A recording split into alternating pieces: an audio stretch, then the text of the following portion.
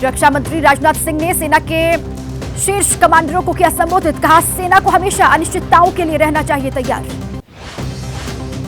राहुल गांधी का बीजेपी पर प्रहार, कहा तेलंगाना में कांग्रेस को हराने के लिए मिलकर काम कर रही है बीजेपी, बीआरएस और ओवैसी की पार्टी। मुकाबला कांग्रेस और बीआरएस के बीच। राहुल गांधी पर ओवैसी का पलटवार, एआईएमआईएम और बीआरएस को बी टीम कहने पर बोले ओवैसी, राहुल ने अपनी अमेठी सीट बीजेपी को क्यों गिफ्ट की। तेलंगाना में रैली के दौरान प्रियंका ने भरी हुंकार, कहा सरकार की नीयत लूटना हो तो विकास का काम कैसे होगा। तेलंगाना के लिए कांग्रेस ने बनाया रोड मैप, नया विजन। मुलुगु जिले के रामप्पा मंदिर पहुंचे राहुल और प्रियंका, रोड शो से पहले की मंदिर में पूजा अर्चना। वंशवाद पर छिड़ी जंग, असम के सीएम हेमंत बिस्वा का राहुल गांधी पर निशाना, कहा अपने पिता और माता के कारण ही राजनीति में राहुल।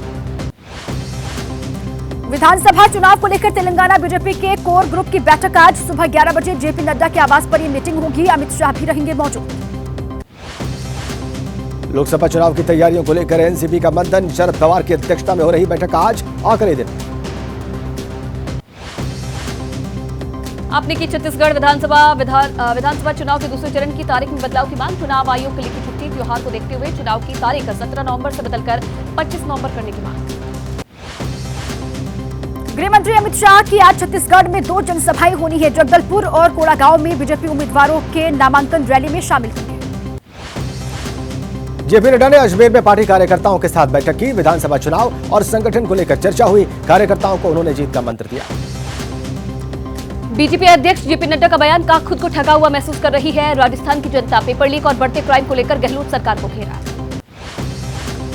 राजस्थान बीजेपी प्रभारी प्रहलाद जोशी का गहलोत सरकार पर हमला, कहा लोग कह रहे थे चुनाव का इंतजार, गहलोत सरकार के शासन के अंत की तैयारी। कांग्रेस ने छत्तीसगढ़ चुनाव को लेकर जारी की दूसरी लिस्ट, 53 उम्मीदवारों के नाम की घोषणा हुई। अब तक 83 उम्मीदवारों के नामों का ऐलान हुआ।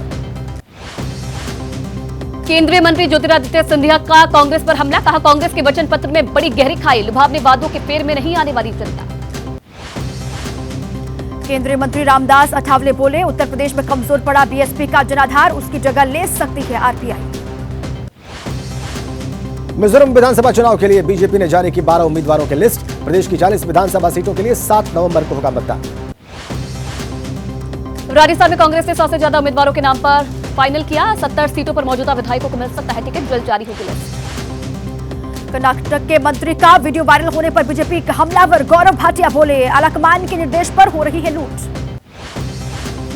2 जन्म प्रमाण पत्रों के मामले में फंसा आजम परिवार, आजम खान समेत उनकी पत्नी और बेटे अब्दुल्ला को 7 साल की सजा। आजम फैमिली को हुई जेल पर एसपी मुखिया अखिलेश यादव बोले आजम का धर्म दूसरा है, इसलिए उनके साथ हो रहा अन्याय। चंद्रबाबू नायडू की जमानत याचिका पर आज होने वाली है सुनवाई, आंध्र प्रदेश हाईकोर्ट में सुनवाई होगी। रामेश्वरम में मछुआरों ने प्रदर्शन किया, श्रीलंका में गिरफ्तार किए गए मछुआरों की वापसी की मांग की। हरियाणा के झज्जर में आंगनबाड़ी महिलाओं का हंगामा, प्रदेश सरकार के खिलाफ किया प्रदर्शन, 2021 में हुए समझौते को लागू करने की मांग। जैसे ही घड़ी का काटा दोपहर 2:30 पे आए, बबीता जी का दिल सास बहू साजिश के लिए मचल जाए। और ये है इनकी बहू, पूरे दिन ऑफिस की टेंशन हो जाए गॉन जब ये करें अपना फेवरेट शो फ्री टाइम पे ऑन।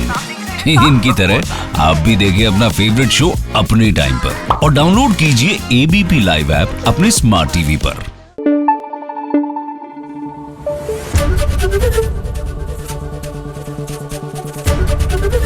एबीपी न्यूज आपको रखे आगे।